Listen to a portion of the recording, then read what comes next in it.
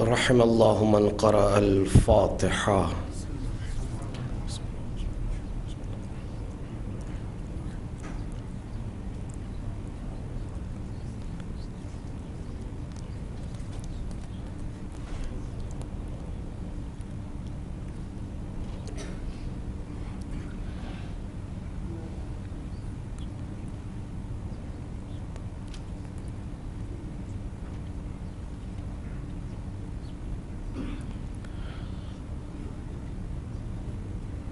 أعوذ بالله السميع العليم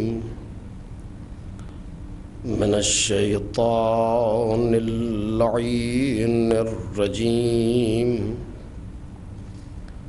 بسم الله الرحمن الرحيم. الحمد لله الذي إليه مصائر الخلق وعواقب الأمر. نحمده على عظيم إحسانه ونير برهانه ونوامي فضله وامتنانه، حمدا يكون لحقه قضاء ولشكره أداء، وإلى ثوابه مقربا ولحسن مزيده موجبا.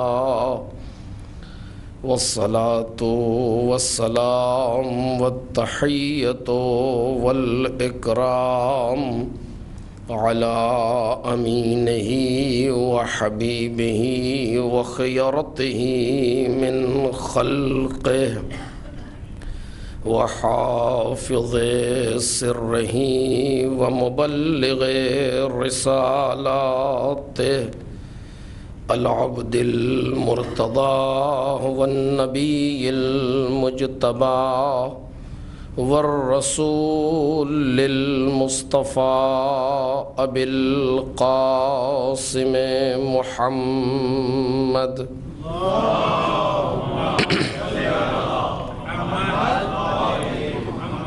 وآله الأطيبين الأطهرين الأكرمين المعصومين المظلومين، الذين أذهب الله عنهم الرجس وطهرهم تطهيرا.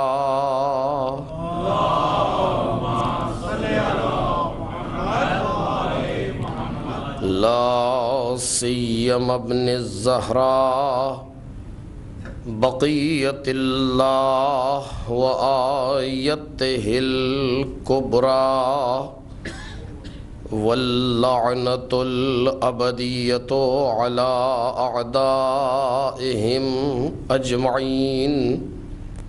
أما بعد، فقد قال الله الكريم في الذكر الحكيم: وَلَقَدْ كَرَّمْنَا بَنِي آدَمَ وَحَمَلْنَاهُمْ فِي الْبَرِّ وَالْبَحْرِ وَرَزَقْنَاهُمْ مِنَ الطَّيِّبَاتِ وَفَضَّلْنَاهُمْ عَلَى كَثِيرٍ مِّمَّنْ خَلَقْنَا تَفْضِيلًا.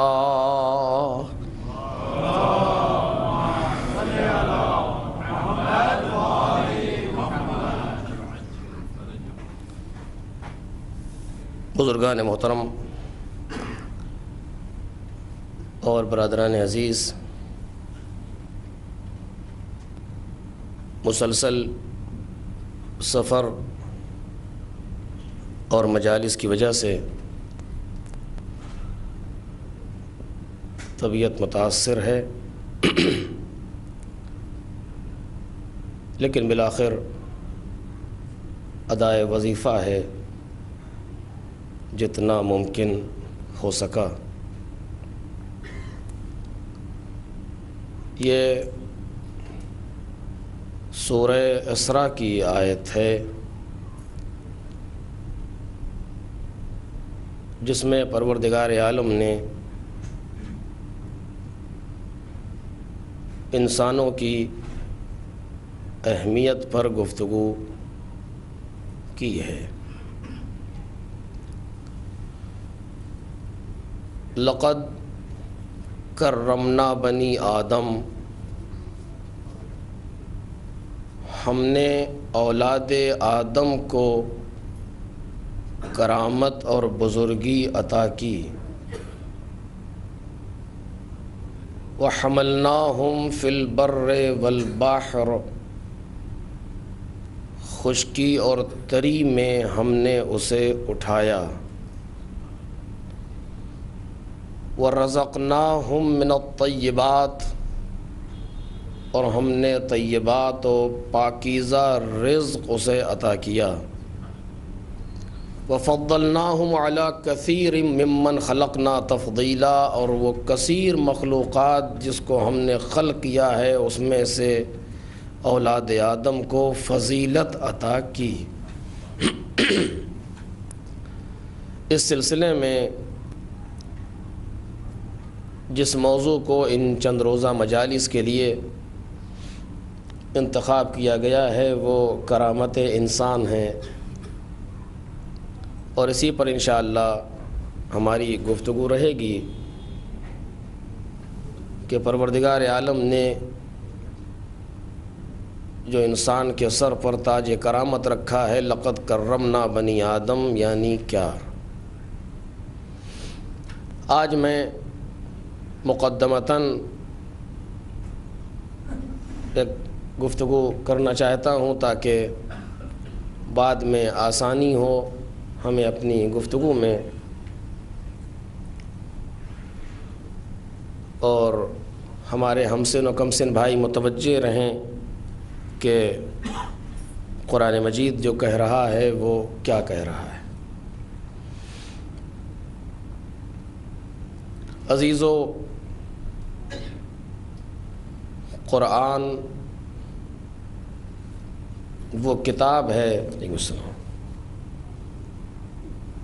کہ جو انسانوں کی ہدایت کے لیے پروردگار کی جانب سے بھیجی گئی، اور اس میں انسانی زندگی کے لیے جتنی چیزوں کی ضرورت تھی کامیابی اور کامرانی کے لیے وہ سب پروردگار عالم نے اس کے اندر رکھا ہے۔ کوئی بھی اصول زندگی جو انسان کے لیے ضروری ہو اور کتاب میں نہ ہو ایسا ممکن نہیں ہے، اور وہ کتاب جسے پروردگار عالم نے 23 سال کے مختصر سے دورے میں نازل فرمایا، 13 سال کی پیغمبر کی مکے کی زندگی اور 10 سال کی پیغمبر کی مدنی زندگی، اقرأ بسم ربک الذی خلق سے گفتگو کا آغاز کیا، واتقوا یوما ترجعون فیہ الی اللہ پر گفتگو کو ختم کر دیا۔ اس 23 سالہ زندگی، اس 23 سالہ اس نزول قرآن میں پروردگار عالم نے وہ سب عطا فرما دیا کہ جو انسان کی زندگی کے لیے ضروری تھا۔ میں موضوع کرامت تاکہ واضح ہو سکے بعد میں ہمارے لیے، اس کے لیے عرض کر رہا ہوں۔ انسان کی زندگی کے لیے جو ضروری تھا پروردگار عالم نے اس قرآن مجید میں مہیا فرما دیا۔ بعض مسائل ایسے ہوتے ہیں کہ جن کو سن کر کے اور عقیدتاً تسلیم کر لینا اور ہوتا ہے، لیکن انہی موضوعات کو تحقیقاً تسلیم کرنا اور ہوتا ہے۔ ایک چیز یہ ہے کہ ہم مسلمان ہیں، پروردگار عالم کی یہ کتاب ہے، اس میں سب کچھ موجود ہے، ہم نے مان لیا، ہمارا یہ عقیدہ ہے موجود ہے، لیکن ایک یہ کہ نہیں، تحقیقاً ہمیں معلوم ہے کہ اس کے اندر ساری چیزیں موجود ہیں. کیسے ہو سکتا ہے؟ اس پر ہماری دلیل ہونی چاہیے. آپ سوچیں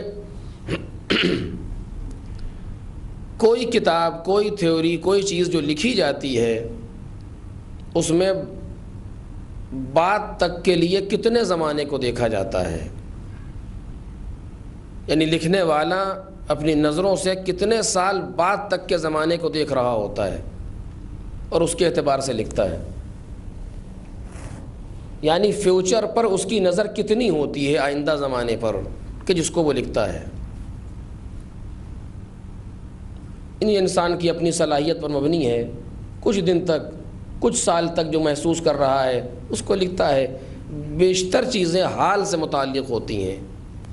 ماضی سے، اپنے گزرے ہوئے زمانے سے عبرت لیتا ہے، گزرے ہوئے زمانے سے استفادہ کرتا ہے، گزرے ہوئی چیزوں کو دیکھتا ہے، حال میں چیزوں کو لکھتا ہے، ریسرچ کرتا ہے.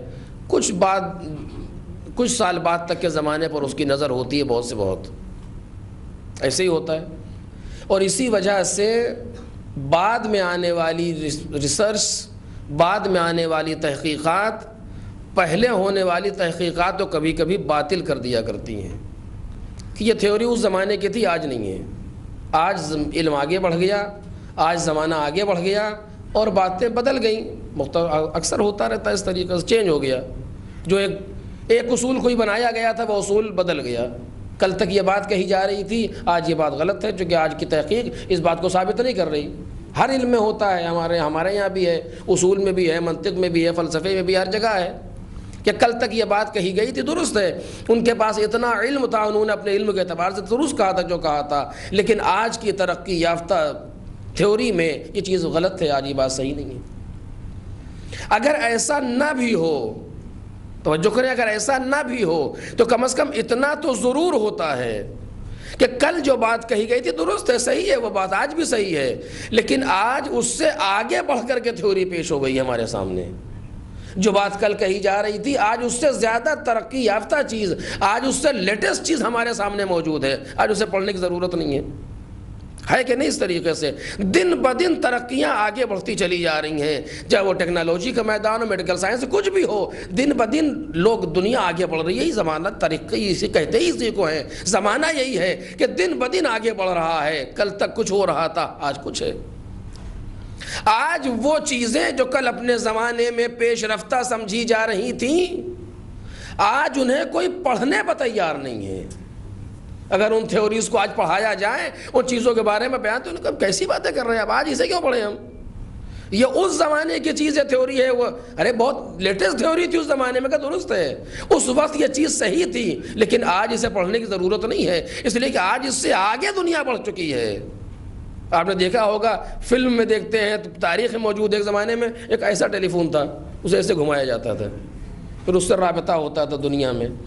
وہ اپنے وقت میں کتنی قیمتی چیز رہی ہوگی، معجزہ تھا اس زمانے میں، کہ انسان یہاں بیٹھے بیٹھے دوسرے شہر والے سے بات کر رہا ہے، اسے گھما کر کے ٹیلی فون سے. کیسے ہو سکتا ہے؟ یہ تعجب کرتا تھا انسان. آیا ممکن ہے اس طرح ہو جائے کہ اپنے کمرے سے بیٹھے بیٹھے ہم 10 کلومیٹر ادھر انسان سے بات کرنے کا ہو سکتا ہے؟ اس سے ہو سکتا ہے. آج کسی بچے کو پڑھنے پر تیار ہوگا اس چیز کے لیے؟ کہتا کیسی باتیں کر رہے ہیں آپ، وہ ٹیلی فون کا زمانہ ختم ہو گیا. اب تو ٹیلی فون ہی تقریباً ختم ہو جا رہا ہے، موبائل سامنے ہے. اب کمپیوٹر پر لوگ ٹھیک سے نہیں دیکھ رہے ہیں. کمپیوٹر، لیپ ٹاپ ہو گیا، اس کے آگے بڑھ گئی چیزیں. انسان کے پاس پیڈس موجود ہیں، آج موبائل موجود. کیوں؟ چونکہ زمانہ آگے بڑھ رہا ہے، پرانی چیزوں پر نظر ہٹتی چلی جا رہی ہے. اب سے 20 سال پہلے کوئی سوچ بھی نہیں پا رہا تھا کہ مثلاً واٹس ایپ اور وائبر اور نہ جانے کیا اس طرح کے مزخرفات کیا کیا کرنے والے ہیں کائنات کے اندر. ذہن میں بھی نہیں آ رہا تھا انسان کے، لیکن آج یہ چیز موجود ہے. اب سے 100 سال کے بعد، 50 سال کے بعد کتنا ترقی ہونے والی، ہمیں اس کا اندازہ بھی نہیں ہے ابھی. اور جتنا زمانہ آگے بڑھتا جاتا ہے، پیچھے آنے والی، پہلے آنے والی تھیوریز کو ختم کرتا جاتا ہے، اس سے ذہن کو ہٹاتا جاتا ہے. ایسا ہے کہ نہیں ہے؟ کہا ہے بالکل اسی طریقے سے. کیا ہونے والا کا ہمیں نہیں معلوم. کیوں؟ اس لیے کہ ہماری نظر نہیں ہے. اب سے 100 سال کے بعد موبائل کتنا آگے بڑھ جائے گا 50 سال کے بعد کا ہمیں نہیں معلوم. کون کون سی چیزیں اس پر آل اویلیبل ہو جائیں گی کہ ہمیں نہیں پتا. تو ترقی بتائے گی، ہمیں معلوم نہیں ہے. آج جس کو ہم ترقی یافتہ چیز سمجھ رہے ہیں، کل اس کو سمجھ سکیں گے کہ نہیں کا معلوم نہیں ہے. یہ ہے، ہر زمانے میں ہے، ہر چیز میں ہے۔ پروردگار عالم نے 23 سال میں قرآن کو نازل کیا، توجہ کیجئے، 23 سال کے زمانے میں، اس دور میں کتنی دور تک کے زمانے کو دیکھا جا سکتا ہے؟ اس 23 سال میں کیا کچھ ہو سکتا تھا اس سال میں جو پروردگار عالم نے بھیجا تھا، نازل کیا تھا قرآن؟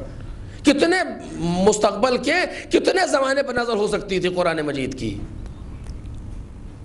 آپ کو معلوم، ہم لوگ جب ایران گئے تھے 92 میں، تو اس زمانے میں حال یہ تھا کہ جب اپنے گھر خط لکھتے تھے تو 15 دن تو یہ تھا کہ 15 دن میں یہ خط پہنچے گا، اور اگر گھر والوں نے ہم پر احسان کر کے فوراً جواب لکھ دیا تو 15 دن میں واپس آئے گا۔ 1 مہینہ انڈرسٹوڈ تھا، کوئی بے چینی، کوئی الجھن، کوئی پریشانی نہیں ہوتی تھی کہ 1 مہینے میں تو جواب آئے۔ 1 مہینے تو لگتا ہے 1 مہینہ۔ آج کیا ہے 1 مہینہ کا؟ کیسی باتیں کر رہے ہیں؟ 1 ہفتہ کا وہ بھی نہیں، 1 دن کا سوال ہی نہیں، 1 گھنٹہ کا بہت دیر ہے، 1 منٹ بھی برداشت نہیں ہے انسان سے۔ ادھر آپ نے لکھا سلام، ادھر اگر وہ علیکم السلام نہیں آئے تو ذہن میں بار ہے کیوں جواب نہیں دے رہے؟ آخر نیٹ ڈسکنیکٹ ہو گیا، کیا ہو گیا؟ وہ 1 مہینہ آج لمحوں سے بدل گیا۔ 20 سال کے اندر کے زمانے میں جو جواب 1 مہینے میں آتا تھا وہ 1 لمحے میں آ رہا ہے۔ اتنا زمانہ آگے بڑھ چکا ہے 20 سال کے اندر۔ اور قرآن مجید کو آپ کہہ رہے آج قرآن مجید پڑھیے اس زمانے میں، کیا ضرورت ہے قرآن مجید پڑھنے کے زمانے میں؟ قرآن مجید اگر اپنے زمانے کی بہترین کتاب رہی بھی ہو تو اس وقت ہی جس زمانے میں نازل ہوئی۔ اس وقت انسان کیا سوچ سکتا تھا کہ چاند پہ کیسے جایا جا سکتا ہے، سمندر کے اثر کیسے اترا جا سکتا ہے، ہواؤں میں کیسے اڑا جا سکتا ہے، کیسے کس کو معلوم تھا؟ تو بالآخر جس زمانے میں آپ گفتگو کر رہے ہیں اسی زمانے کے اعتبار سے گفتگو کریں گے۔ یا آج کوئی ایسا پروفیسر آپ کے سامنے موجود ہے کہ جو ایسی باتیں کر رہا ہو جو 200 سال بعد ہونے والی ہیں؟ کہا نہیں، ایسا تو کوئی ہمارے سامنے نہیں ہے۔ اور اگر کوئی پیدا ہو جائے اور کرے تو سمجھے گا کون؟ جو 200 سال بعد ہونے والا ہے، اگر اسے ابھی پڑھایا جائے تو یہ کیا سمجھیں گے جو بھی بیٹھے ہوئے ہیں؟ قرآن مجید جس زمانے میں آ رہا ہے اس زمانے کا عرب جہاں ترقی کے نام پر کوئی چیز ہمارے سامنے موجود نہیں ہے، اس زمانے میں گفتگو کر رہا ہے، اور گفتگو ایسی کر رہا ہے جو اس زمانے کے لوگ سمجھ رہے ہیں۔ توجہ کریں، عجیب مسئلہ یہ ہے کہ اس زمانے کے لوگ اس گفتگو کو سمجھ رہے ہیں۔ دلیل کیا ہے؟ سمجھ رہے ہیں اس لیے کہ حاشیہ لگا رہے ہیں، اس لیے کہ نقد کر رہے ہیں۔ نقادی وہاں ہوتی ہے جہاں سمجھا جائے۔ آپ میرے سامنے چائنیز زبان میں کوئی شعر پڑھیں اور کہے بتائیے صحیح ہے یا غلط، مجھے کہوں کیا صحیح ہے کیا غلط ہے؟ میں نہ مثبت کوئی کہہ سکتا ہوں، نہ منفی کہہ سکتا ہوں، نہ پازیٹیو بولوں گا نہ نیگیٹو بولوں گا، سمجھ میں نہیں آیا۔ اگر سمجھتے ہیں تو کہتے ہیں کہ صحیح ہے یا غلط ہے۔ جب چیز سمجھی نہ جائے تو کمنٹس نہیں ہو سکتے، اور اس زمانے کا عرب قرآن مجید پر کمنٹس کر رہا ہے۔ توجہ کیجئے، اس کا مطلب یہ ہے کہ سمجھ رہا ہے۔ کمنٹ کیسے کر رہا ہے؟ آپ نے دیکھا ہے کہ جب کعبے پر بڑے بڑے قصیدے لٹکائے جاتے تھے کہ جو اس کا بہت اچھا قصیدہ، بڑا معنی بیان کے اعتبار سے بہت زیادہ، وہ لا کے لٹکا دیا جاتا تھا، اپنے اس کو لوگ اس پر فخر کرتے تھے کہ یہ ہمارے یہاں قصیدہ اتنا اچھا قصیدہ ہے، لمبے لمبے قصیدے۔ پیغمبر اکرم نے بھی ایک سورہ چھوٹا سا 3 مصرے اس میں، بسم اللہ الرحمن الرحیم، انا اعطیناک الکوثر فصل لربک وانحر ان شانئک هو الابتر، یہ لکھ کے ٹنگ دیا وہاں۔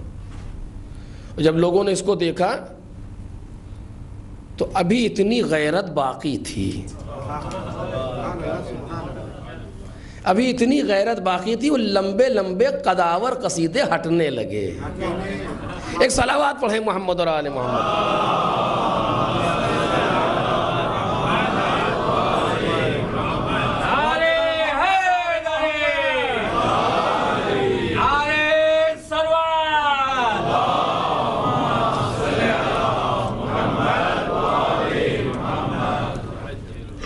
وہ لمبے لمبے قداور قصیدے ہٹنے لگے، چونکہ ان کو دکھ گیا کہ ہاں انہیں اتنا تو انسان میں غیرت ہونی چاہیے، اگر مجھ سے بہتر آ گیا تو ہمیں رہنے کا حق نہیں ہے۔ کم از کم کفار کے سمجھ میں یہ بات آ رہی تھی کہ وہ دین و اسلام نہیں رکھتے تھے لیکن غیرت رکھتے تھے۔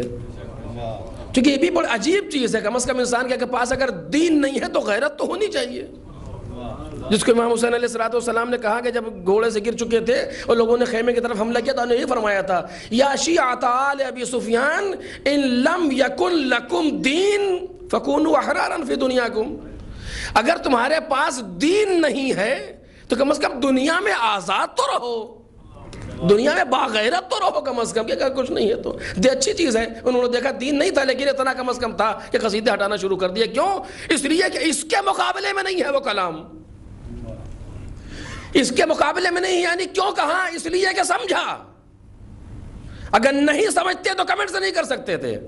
اور کیا کمنٹ کیا کہ نیچے لکھا کہ یہ جملہ، یہ سورہ جو ہے ثلاثی ہے، اس میں 3 مصرے ہیں، چوتھا مصرع ہم لگائے دیتے ہیں کہ ما ھذا کلام البشر فصلی لربک وانحر. ما ھذا کلام البشر، کہ یہ کسی بشر کا کلام نہیں ہے.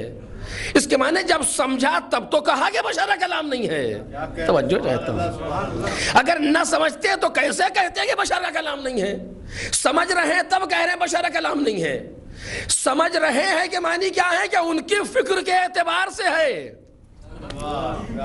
یعنی اس لیول پر گفتگو کر رہا ہے جس لیول پر اس زمانے کے عربوں کی فکر ہے، جو ان کا علمی معیار ہے، اس معیار پر گفتگو کر رہا تھا قرآن. لہذا وہ سمجھ رہے تھے. اور اب بات زیادہ سنگین ہو گئی کہ جب اس زمانے کے اعتبار سے گفتگو کر رہا تھا جسے وہ سمجھ رہے تھے، تو آج بھی کیسے گفتگو رہے کہ ہم سمجھیں اسے؟ یہ سوال ہے کہ نہیں ہے بھائی؟ ایک ایسی کتاب جس کو KG کا بچہ سمجھ رہا ہو، اس کتاب کو آپ دیجئے ایک ایسے انسان کو جو ریسرچ کر رہا ہے کہ یہ اسے آپ پڑھیے، وہ کیا کہے گا؟ کہ آپ توہین کر رہے ہیں میری، کوئی بات ہوئی؟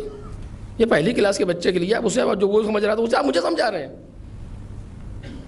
اس KG کے بچے کے لیے آپ اس کتاب کو نہیں دے سکتے وہاں، اس لیے کہ وہ اس کو نہیں سمجھے گا، چونکہ اس کے کم از کم 14 سال کا سفر اس کو طے کرنا ہے اس کو سمجھنے کے لیے، اور ابھی سمجھا رہے ہیں اس کو آپ.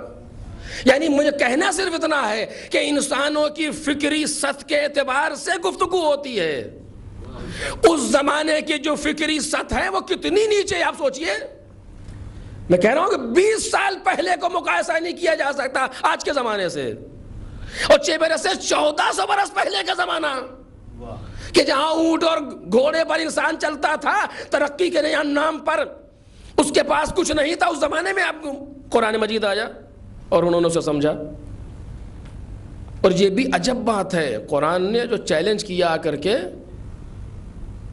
اگر تمہیں شک ہے اس بندے پر جس نے یہ جو تمہارے سامنے پیش کیا ہے، لے آؤ، اس جیسا لے آؤ، قرآن لے آؤ، 10 سورے لے آؤ، 1 سورہ لے آؤ، کسی ایک بات کا جواب لے آؤ. بیان کے موقع پر نہیں وہ عرض کرتا ہے کسی بحدیث مثلہ، کسی ایک بات کا جواب لے آؤ قرآن کی. عجیب.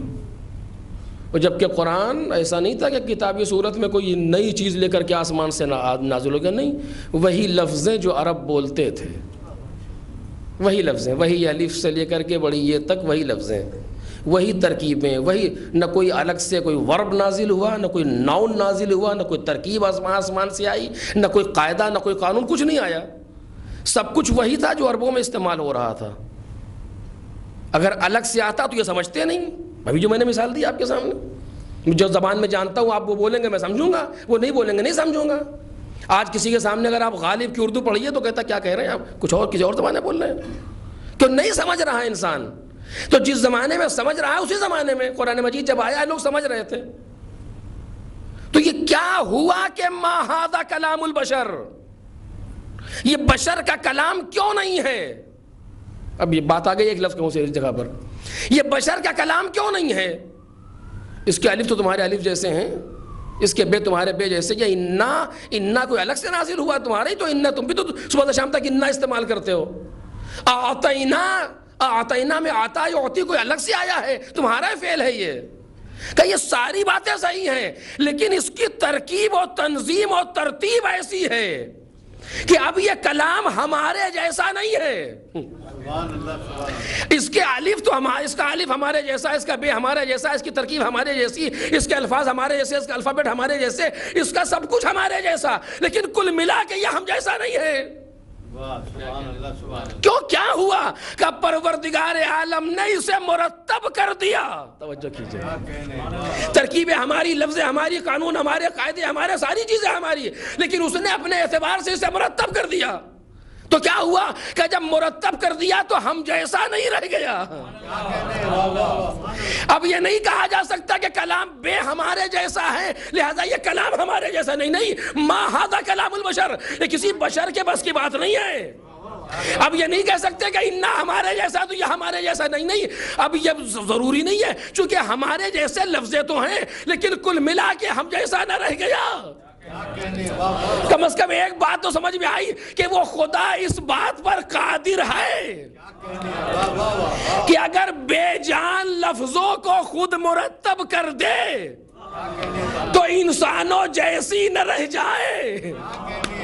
بھائی جتنا کفار قریش سمجھ رہے تھے اگر اتنے ہی مسلمان سمجھ لیتے,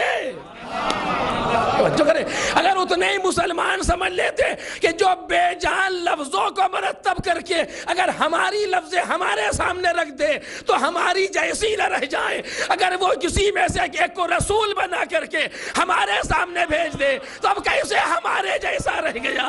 ایک صلوات پڑھے محمد اور آل محمد.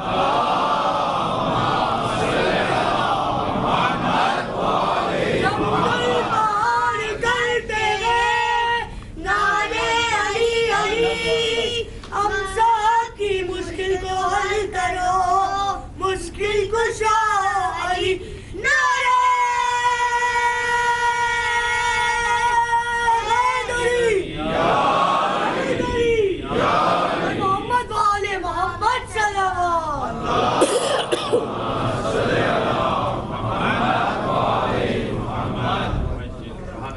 کہ جب وہ بے جان لفظوں میں اتنی معجز نمائی دے سکتا ہے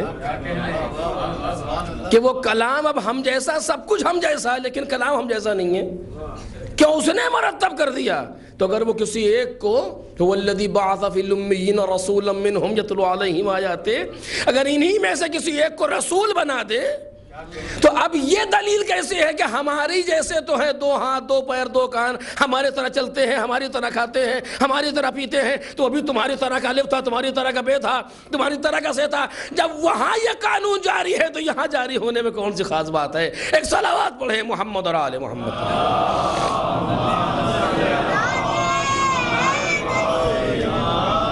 پروردگار عالم یہ کر سکتا ہے, مالک نے کیا. تو میں عرض یہ کر رہا تھا آپ کے سامنے کہ اس زمانے میں, جس زمانے میں قرآن آیا, اس زمانے کے لوگوں نے قرآن کو سمجھا.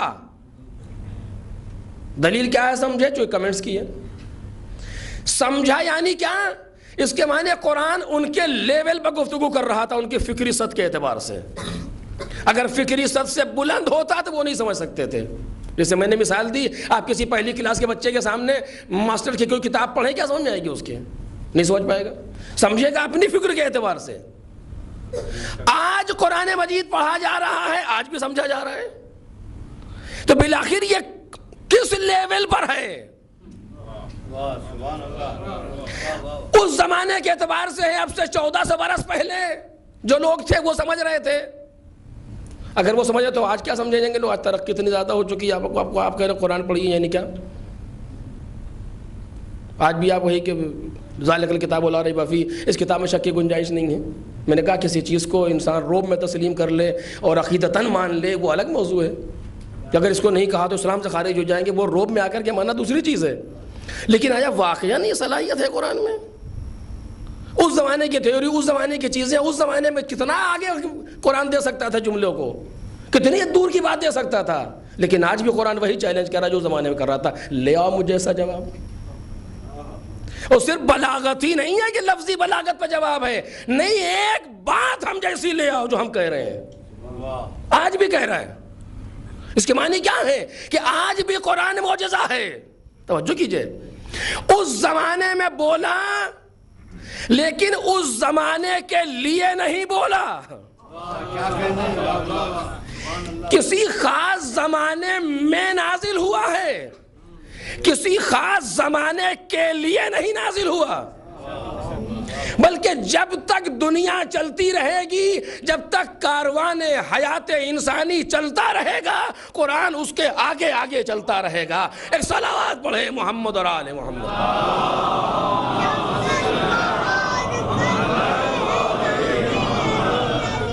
جتنا زمانہ آگے بڑھتا چلا جائے گا قرآن آگے آگے رہے گا۔ کتنی ترقی آگے بڑھ جائے قرآن پیچھے آنے والا نہیں ہے۔ کیوں؟ اس لیے اب اس کی مثال میں آپ کے سامنے جلدی سے دے دوں تاکہ بات واضح ہو جائے، بچے کی بات کو سمجھ جائیں۔ آپ دیکھیے سمندر لوگوں نے دیکھا ہوگا، سمندر میں کیا دکھائی دیتا ہے؟ کیا کوئی پوچھنے کی بات ہے؟ پانی دکھائی دیتا ہے، اس کے پانی سے استفادہ کرتے ہیں، پانی کو صاف کر کے استعمال کیا جاتا ہے، یہ الآخر پانی ہے۔ اچھا، آپ کو تیرنا آتا ہے؟ کہ جی آتا ہے۔ غوطہ لگا سکتے ہیں اس کے پانی میں؟ کہاں لگا سکتے ہیں؟ ذرا اتریے دیکھیے، اندر گئے، کہاں کچھ دکھائی دے رہا ہے؟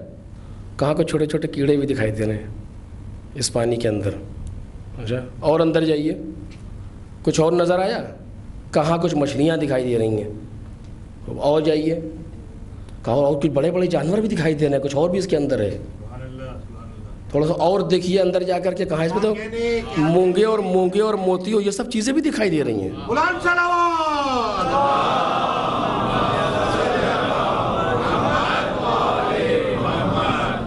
مونگے اور موتیوں، یہ بہت سی چیزیں، سیپ وغیرہ اس کے اندر نظر آ رہی ہیں۔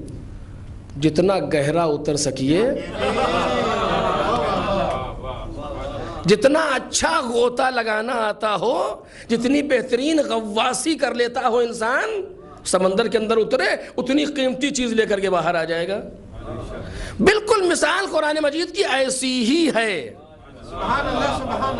اور جو نہیں غوطہ لگا سکتا وہ پیر ویر دھو کر کے نکل آئے گا، کم از کم اتنا تو صاف ہو ہی جائے گا اس پانی سے، وہ بھی فائدہ اٹھا لے گا اتنا کہ اگر کہیں گندگی لگی تو پیر ویر دھو کر کے صاف تو کر لے گا اپنے آپ کو۔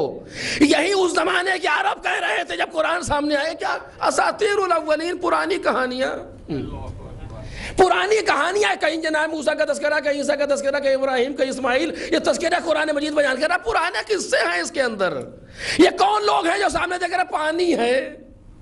لیکن جو جتنا اتر سکا، جو جتنا قرآن سے استفادہ کر سکا، اب یہ اپنی صلاحیت ہے کون کتنا زیادہ اتر سکتا ہے اس سمندر میں۔ اور اگر صلاحیت رکھتا ہے تو قرآن پر بولنے کے لیے بیٹھا، رات تمام ہو گئی، سپیدہ سحر نمودار ہوا، استاد اٹھنے لگا، شاگرد نے پوچھا سورہ الحمد کی تفسیر مکمل ہو گئی؟ سورہ الحمد کی تفسیر کرنے کے لیے بیٹھے تھے، کہ سورہ الحمد کی تفسیر مکمل ہو گئی؟ کہ کیسی باتیں کرتے ہو، ابھی تو بسم اللہ کی تفسیر مکمل نہیں ہے۔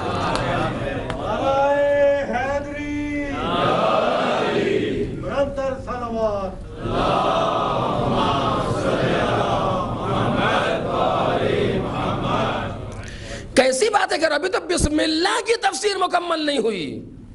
کتنی لفظیں ہیں؟ چار لفظیں ہیں بسم اللہ الرحمن الرحیم میں، اسم اللہ رحمان رحیم۔ ان 4 لفظوں کی تفسیر میں رات گزر گئی، اور تفسیر کرنے والا وہ ہے کہ جس کے کہے ہوئے جملے صدیاں لگتی ہیں سمجھنے میں۔ ایسا تفسیر کرنے والا نہیں ہے کہ آپ 1 گھنٹے کی تقریر میں بیٹھیے، جب نچوڑیے 2-3 ڈھنگ کے جملے گرے ہیں، باقی سب بھرتی کا ہو، ایسا نہیں ہے۔ یہ وہ بولنے والا ہے کہ جو بالکل ایک دم موضوع کے مطابق گفتگو کر رہا ہے، اس کے باوجود پوری رات میں مکمل نہ کر سکے۔ جہاں قرآن مجید کا معجزہ ہے وہیں اس مفسر کا معجزہ ہے، اور جہاں اس مفسر کا معجزہ ہے وہی قرآن کا معجزہ ہے۔ اس میں اتنا ظرف ہونا چاہیے، ان میں اتنی صلاحیت ہونی چاہیے۔ ایک صلوات پڑھیں محمد اور آل محمد۔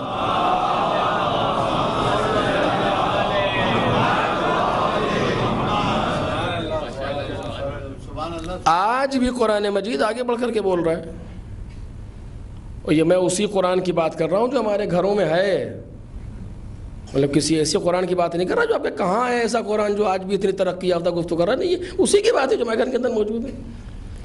جس کو ہم اتنی احتیاط سے اتنے اوپر رکھتے ہیں کہ جلدی سے ہاتھ نہ پہنچ سکے اس تک کہیں. ایک صلوات پڑھیں محمد اور آل محمد.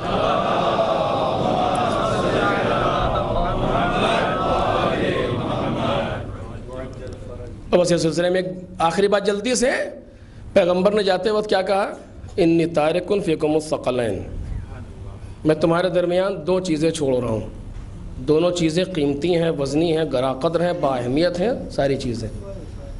ما ان تمسکتم بہما لن تضلوا بعدی، جب تک تم ان دونوں سے وابستہ رہو گے کبھی بھی گمراہ نہیں ہوگے. ان دونوں سے، ایک سے نہیں، چونکہ ان دونوں میں کیفیت ایسی ہے کہ ایک سے وابستگی ہو ہی نہیں سکتی. خود ایک موضوع ہے گھنٹے بھر کی تقریر کے لیے کہ ان سے یعنی کیا، کسی ایک سے وابستگی آپ کرنا چاہیں ممکن ہی نہیں ہے، یا تو دونوں سے ہے یا کسی سے نہیں، ایک سے ممکن ہی نہیں ہے، نہ ادھر ادھر. اب یہ بہرحال موضوع کبھی اور انشاءاللہ. ما ان تمسکتم بہما، جب تک ان دونوں سے وابستہ رہو گے گمراہ نہیں ہوگے. یہاں تک مجھے بحث نہیں تھی. اس کے بعد کیا کہا؟ وَإِنَّهُمَا لَن يَفْتَرِقَا حَتَّى يَرِدَ عَلَيَّ الْحَوْض، اور یہ دونوں آپس میں کبھی جدا نہیں ہوں گے یہاں تک کہ ہمارے پاس حوض کوثر پہنچے گا. آپ نے 1000 بار حدیث سنی ہوگی ہے، میں صرف ایک بات کے لیے عرض کر رہا ہوں اپنے موضوع کے اعتبار سے. یہ دونوں آپس میں جدا نہیں ہوں گے یہاں تک کہ حوض کوثر پر مجھ سے ملاقات کریں گے. ہرگز جدا نہیں ہوں گے. نفی جو ہے لا کے ذریعے سے نہیں ہے، ممکن ہے بعد میں جدا ہو جائے، نہیں، کبھی بھی جدا نہیں ہوں گے. پیغمبر نے کہہ دیا.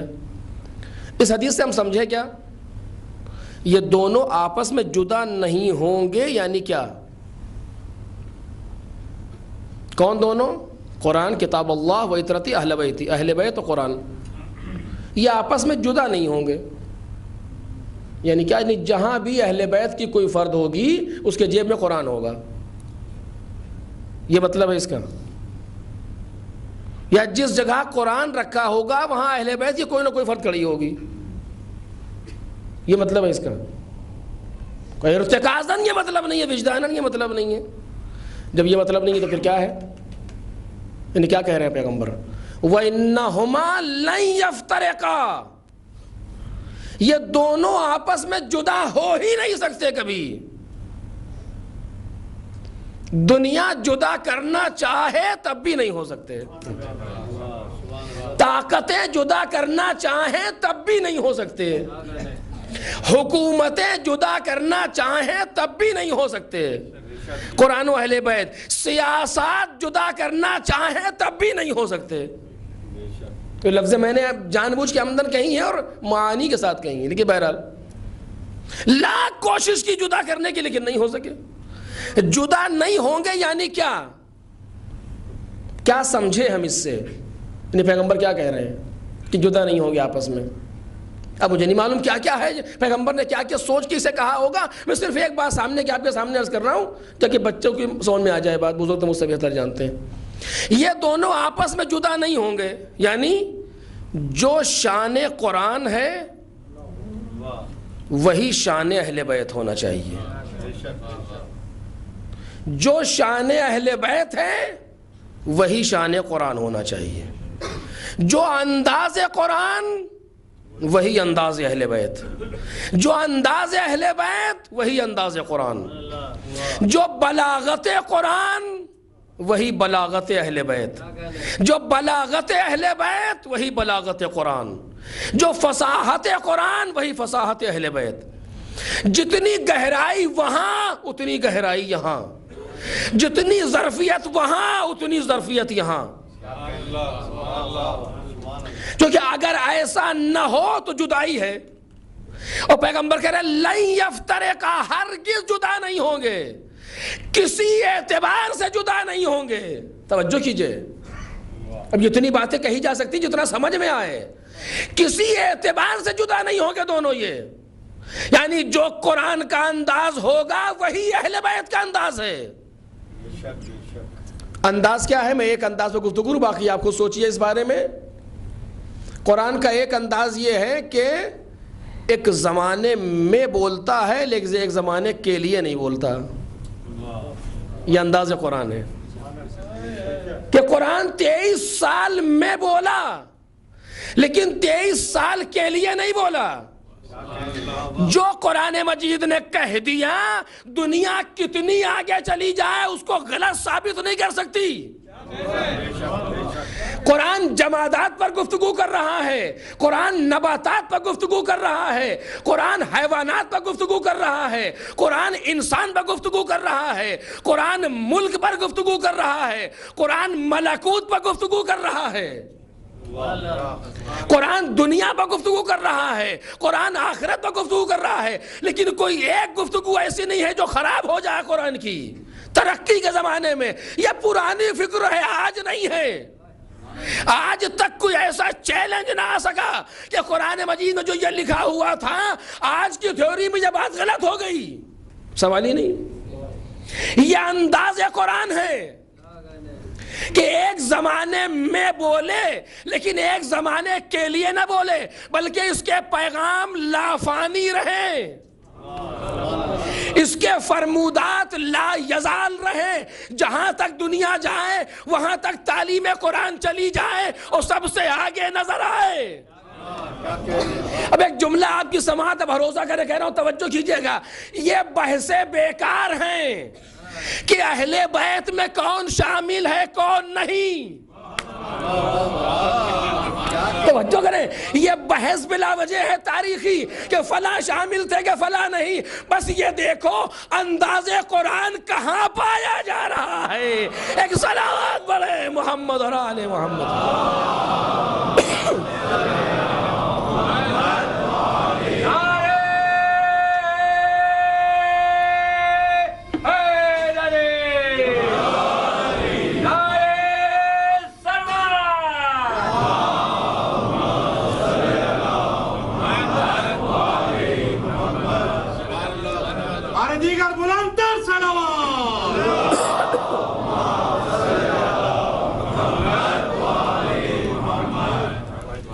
یہ بحث بلا وجہ کی ہے کہ کون اہل بیت میں شامل ہے کون نہیں شامل ہے. تاریخ نے فلاں نے ان کو بھی شامل کیا, فلاں نے انہیں شامل نہیں کیا. اس سے کیا بحث ہے؟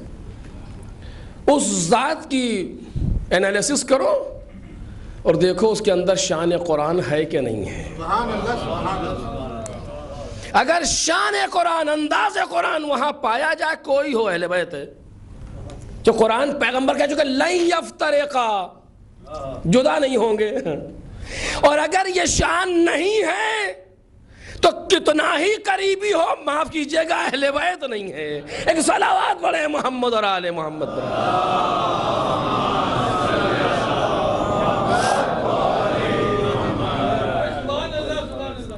جناب ام سلمہ سے پیغمبر نے چادر کھینچ لی. جب وہ چادر کو نہ اٹھا کے رسول نبی اللہ ہم بھی کہ انکی لعلی خیر, خیر پر ہیں لیکن وہیں تشریف رکھیں, خیر پر ہیں وہیں تشریف رکھیں. یہ مقام اہل بیت ہے. یہاں وہ آئیں گے جو شان قرآن رکھتے ہوں. جہاں انداز قرآن پایا جائے وہ یہاں آئیں گے. کیا مطلب کہ جس طریقے سے قرآن ایک خاص زمانے میں نازل ہوا لیکن ایک خاص زمانے کے لیے گفتگو نہیں کر رہا بلکہ مجرد عن الزمان ہے, ہر زمان سے گفتگو کر رہا ہے قرآن مجید. اسی طریقے سے اہل بیت بھی ایک خاص زمانے میں ہیں لیکن خاص زمانے کے لیے گفتگو نہیں کر رہے. یہ نہیں کہا جا سکتا کہ علی ابن ابی طالب کی گفتگو سن 40 تک کے لیے تھی, امام حسن کی گفتگو 40 سے 50 تک کے لیے تھی. نہیں, جو کہہ دیا جب تک دنیا جائے گی ان کا کہا ہوا سب سے آگے نظر آئے گا. ایک صلوات پڑھیں محمد اور آل محمد.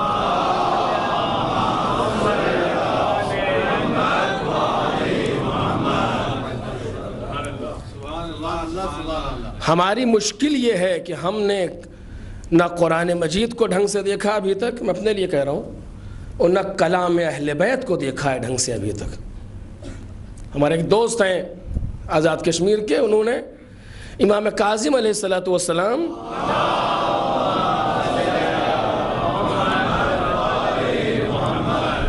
کی ایک حدیث پر پی ایچ ڈی کی ہے.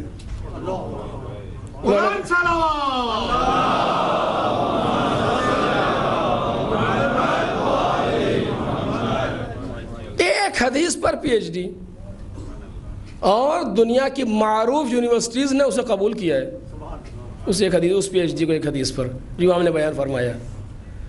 1400 برس کے بعد اس زندان میں رہنے والے نے جو بات کہی تھی،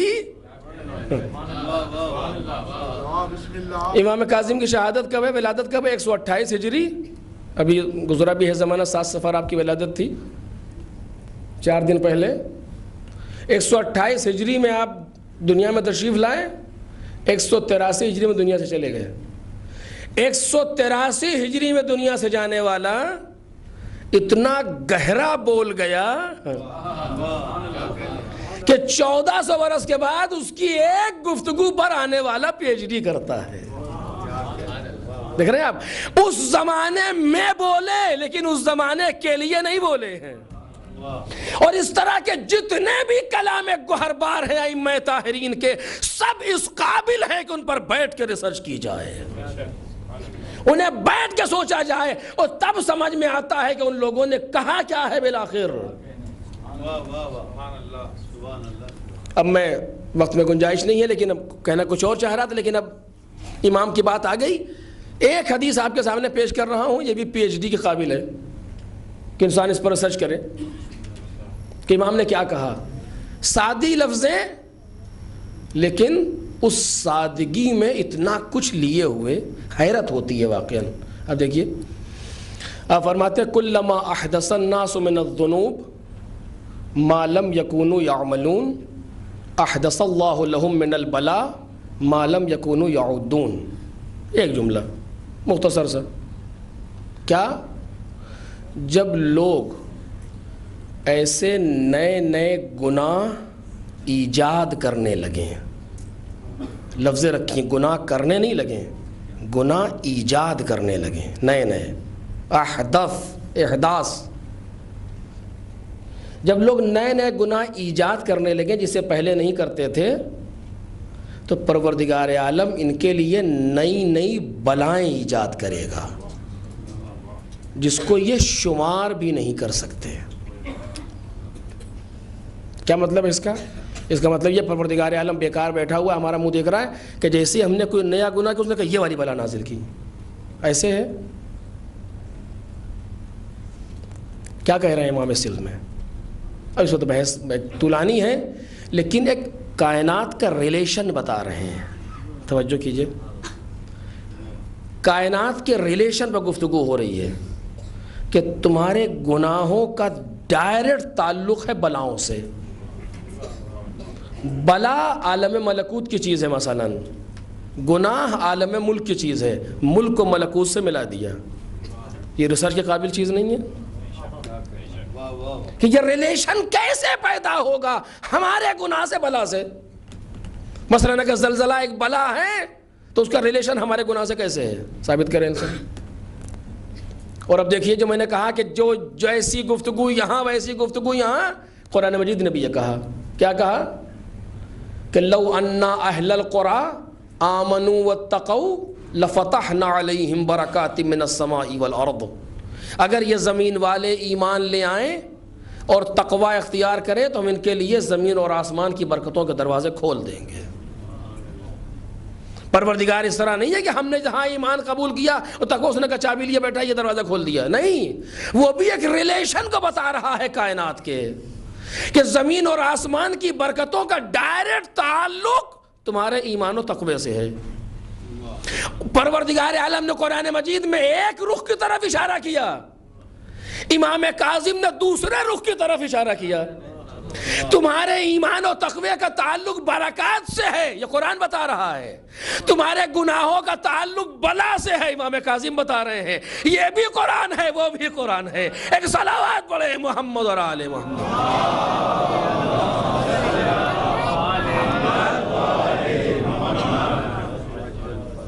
یہ بالآخر اہل بیت ہے جو ایک زمانے میں بول رہے ہیں لیکن کسی خاص زمانے کے لیے گفتگو نہیں کر رہے، جہاں تک زمانہ جا رہا ہے اس کے آگے جا رہے ہیں۔ یہ اس جملے کا مطلب ہے کہ وَإِنَّهُمَا لَن يَفْتَرِقَا، یہ دونوں آپس میں کبھی جدا نہیں ہوں گے۔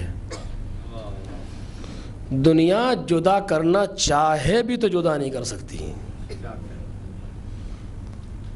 سر کو تن سے جدا کر سکتی ہے لیکن اہل بیت سے قرآن کو جدا نہیں کر سکتی. نوک نیزہ پر سر بریدہ تلاوت آیات الہی کر رہا ہے. دنیا حیران ہے یہ کیا ہوا؟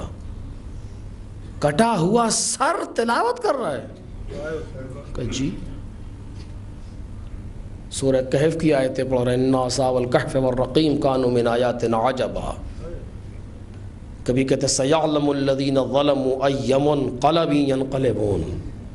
سر حسین تلاوت آیات الہی کر رہا ہے. مجھے نہیں معلوم کیوں حسین ابن علی نے یہ کام کیا. بہت سی مصلحتیں ہو سکتی ہیں, بہت سے وجوہات ہو سکتے ہیں کہ مولا تلاوت کیوں کر رہے ہیں نوک نیزہ پر. ایک وجہ یہ بھی ہو سکتی ہے. آپ دیکھیے جناب زینب جب کوفے آئی ہیں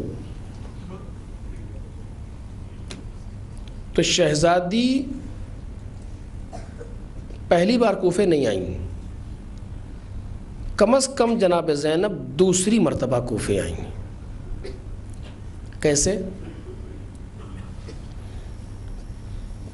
پہلی مرتبہ جب کوفی آئی ہیں جناب زینب سن 35 ذی الحج کے آخر سن 35 میں مولا کائنات خلیفہ وقت ہوئے ظاہراً.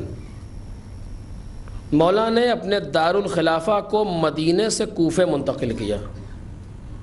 جب کوفے میں علی بن ابی طالب کی حکومت مستقر ہو گئی تو مدینے سے مولا نے اپنے اہل حرم کو بلایا. علی بن ابی طالب کے اہل حرم میں سب سے نمایاں شخصیت کون ہے؟ جناب زینب سلام اللہ علیہ. سب سے نمایاں شخصیت علی بن ابی طالب کے اہل حرم میں جناب زینب سلام اللہ علیہ. کارواں مدینے سے کوفے آ گیا لیکن علی بن ابی طالب کی طرف سے ہدایت یہ ہے کہ دن کی روشنی میں کوفے نہ آنا.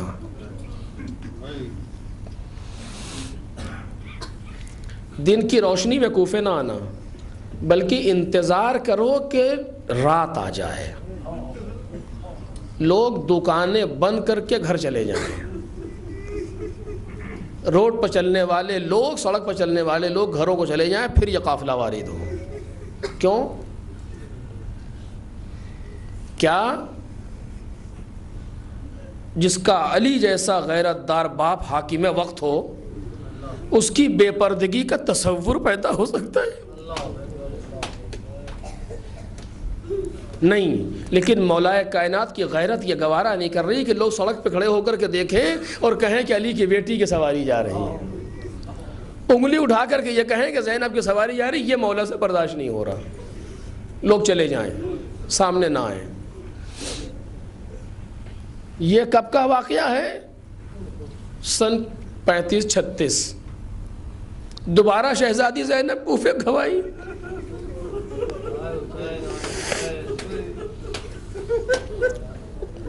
گیارہ محرم کو صبح سے ظہر تک عمر سعد ملعون نے اپنے کشتہائے نجس کو دفن کیا اور بعد الظہر یہ قافلہ کربلا سے کوفے کے لیے چلا. بعد از عشاء یہ قافلہ کوفے پہنچ گیا. دروازے کوفہ پر قافلے کو روک دیا گیا کہ ابھی کوفے میں وارد نہ ہونا بلکہ انتظار کرو کہ دن آ جائے.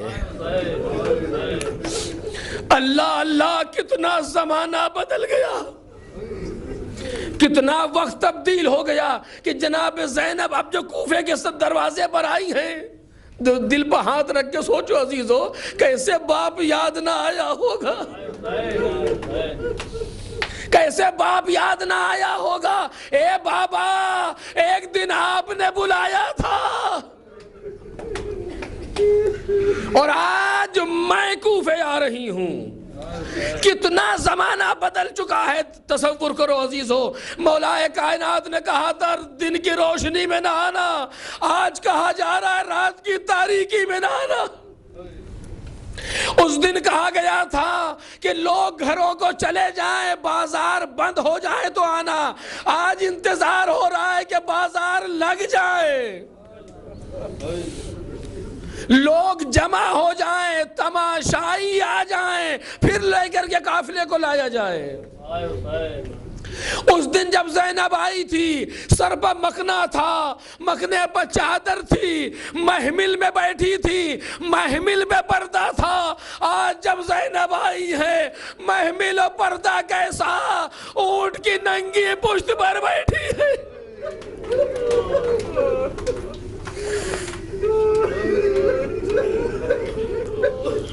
اونٹ کی ننگی پشت پر بیٹھی ہے، ہاتھ پسے گردن بدھے ہوئے ہیں۔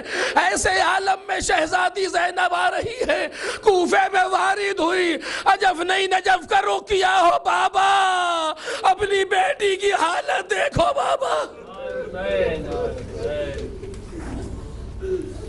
اے بابا آپ نے بلایا تھا کس شان سے، آج زینب کی شان سے آئی ہے۔ آخری فکر ہے عزیزو، کل جب زینب آئی تھی تو چاروں طرف زینب کے بھائی حصار کیے ہوئے تھے۔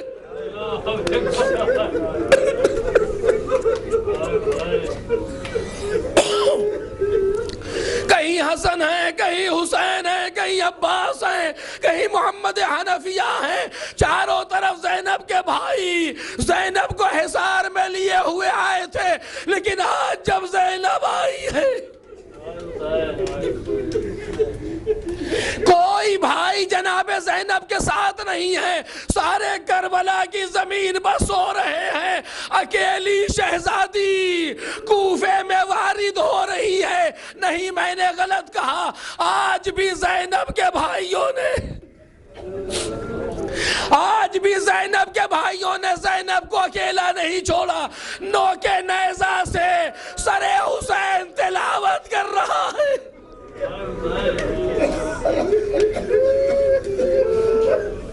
نوکے نیزہ سے حسین تلاوت کر کے بتا رہے ہیں، اے میری بہنا گھبرانا نہیں، اکیلی نہیں ہو زینب، آگے آگے ہم چل رہے ہیں۔ بس آخری فقرہ مجلس تمام ہو گئی۔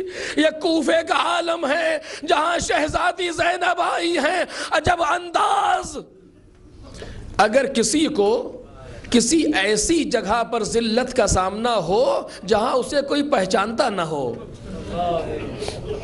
تو دل پر چوٹ زیادہ نہیں لگتی، کوئی جاننے والا نہیں ہے۔ لیکن جہاں سارے کے سارے پہچاننے والے ہو،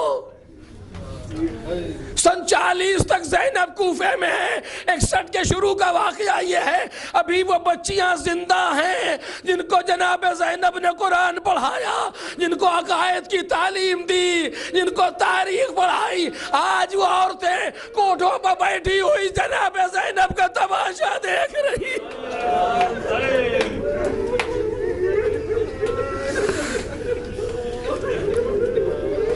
اور ایسے عالم میں بی بی وارد ہوئی ہیں، چاروں طرف مجمع جو لگا ہے، پہچاننے والے موجود ہیں، سارے کے سارے جانتے ہیں۔ منادی آواز بھی دے رہا ہے، حاضر سبایا من بنات رسول اللہ، ارے یہ جو ناصیر آئے ہیں یہ رسول کی بیٹیاں ہیں۔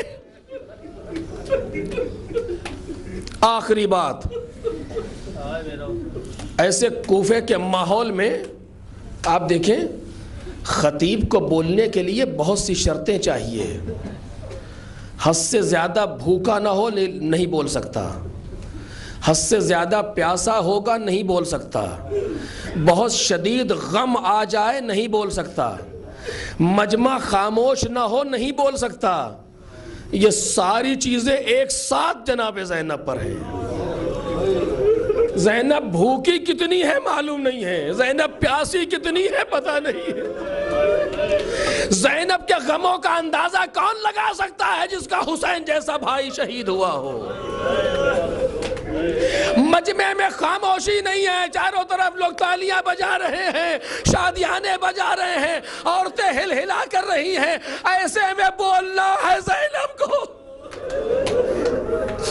اللہ نے کربلا کربلا کی ذمہ داری، اللہ نے شہداء کے خون کی ذمہ داری جو جناب زینب کے کاندھوں پر ہے، بولنا چاہتی ہے زینب، لوگ شور کر رہے ہیں تاکہ جناب زینب کی آواز نہ آئے، مقتل کے جملے ہیں، جناب زینب نے آنکھوں میں آنکھیں ڈالی، کہتی ہے اس کو تو خاموش۔ ایک جملہ کہا علی کی بیٹی نے خاموش، مقتل نے لکھا کہ 2 اثر ہوئے جناب زینب کے اس جملے کے، سکتت الاجراس، جانوروں کے گلے میں پڑی گھنٹیاں ٹھہر گئی، حبست الانفاس، سینوں میں سانس گھٹ گئی، کوئی زور سے بول نہیں سکتا۔ جناب زینب نے بتایا ارے مجھے مجبور نہ سمجھنا، میں مظلوم ضرور ہوں، مجبور نہیں ہوں۔ وقت کی بات جو پابند رسن ہے زینب، وقت کی بات جو پابند رسن ہے زینب، ورنہ عباس سے بھائی کی بہن ہے۔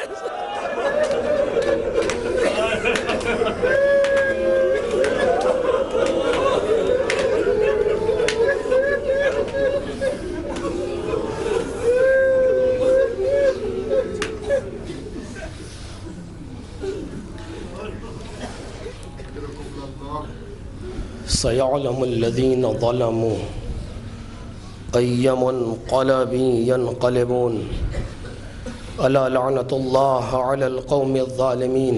شب جمعہ انا للہ وانا الیہ راجعون۔ الہی رضا بقضائک وتسلیما لامرک، لا معبود سواک، یا غیاث المستغیثین، یا راحم المساکین، یا ارحم الراحمین۔ الہی بحق الزہراء و ابیہا و بعلہا و بنیہا والسر المستودع فیہا، پروردگارہ امام زمانہ کے ظہور میں تعجیل فرما، ہم سب کو ان بزرگوار کے لیے سبب زینت قرار فرما، معرفت محمد اور آل محمد سے سرفراز فرما، شفاعت محمد اور آل محمد سے بہرمند فرما، دنیا اور آخرت میں ایک لمحے کے لیے بھی محمد اور آل محمد سے جدا نہ فرما، ہمارے دلوں میں دن بدن محبت محمد اور آل محمد کو اضافہ فرما، ہم سب کو روز حشر محمد اور آل محمد کے غلاموں کے ساتھ محشور فرما۔ پروردگارہ بحق محمد و آل محمد ہمارے گناہوں کو معاف فرما، ہماری خطاؤں سے درگزر فرما، دنیا اور آخرت میں ہمارے عیوب کی پردہ پوشی فرما، مریضوں کو شفا عطا فرما، مرحومین کی مغفرت فرما، مقروضین کے قرض کو ادا فرما، حاجت مندوں کی حاجتیں روا فرما، بے اولادوں کو اولاد صالح مرحمت فرما، بے روزگاروں کو روزگار بابرکت نصیب فرما۔ پروردگارہ مقامات مقدسہ کی حفاظت فرما، مراجع کرام کے سائے کو ہم سب کے سروں پر دوام فرما، جہاں جہاں بھی محمد اور آل محمد کے چاہنے والے سب کے دین و ناموس، جان و مال، عزت و آبرو کی حفاظت فرما۔ دشمنان محمد اور آل محمد اگر قابل ہدایت نہیں ہیں تو جس لباس میں بھی ہیں رسوائی و ذلت کے ساتھ نیست و نابود فرما۔ پروردگارہ زائران حسینی کی حفاظت فرما، پروردگارہ اس قلیل ذکر کو اپنی بارگاہ میں قبول فرما۔ ایک مرتبہ سورہ الحمد و 3 بار سورہ اخلاص کی تلاوت فرما کر جن لوگوں کے نام اس پرچے میں ہیں، مولانا نواز علی، شہید مولانا نواز علی عرفانی، شہید ڈاکٹر سبت جعفر صاحب زیدی، اور تمام جملہ مومنین و مومنات جو آل محمد کے چاہنے والے دنیا سے گزر گئے، ان کے سب کی روحوں کو ایثار فرماتا ہے۔